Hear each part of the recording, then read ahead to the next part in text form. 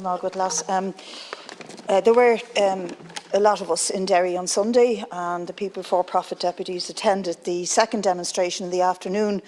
Official Ireland, obviously yourself and Micheál Martin, Mary Lou, etc. attended a morning demonstration, and it was very good that Official Ireland was represented at it and that we have a unified call for rejecting the idea of an amnesty.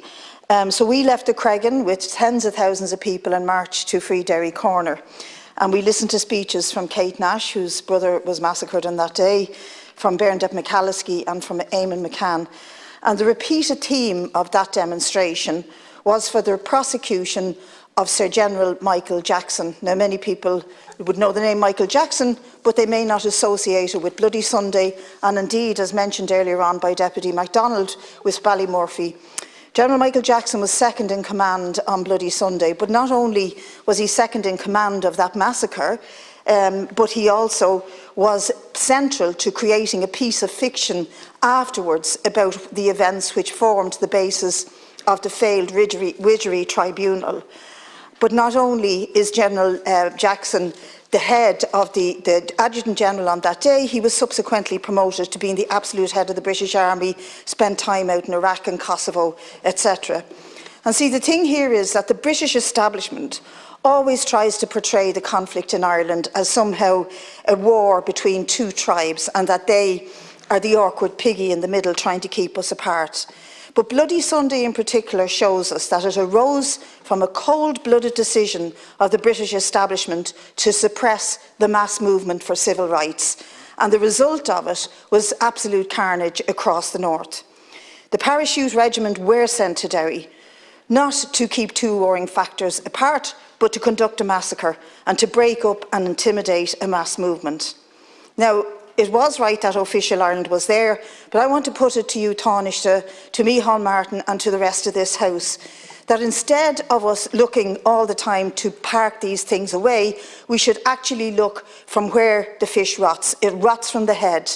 And these commanders who gave the orders to shoot and then tried to scapegoat the soldiers have to be called to book.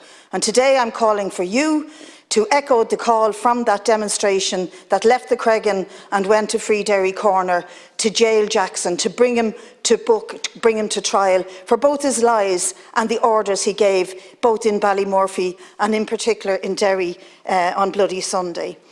And the conflict in Northern Ireland, as I say, is not just about two warring factors, but increasingly it shows that there are things that are very much in common between all sides in the north, and they are things that we must struggle for. I marched behind a banner that said, "Class, not creed, we shall overcome."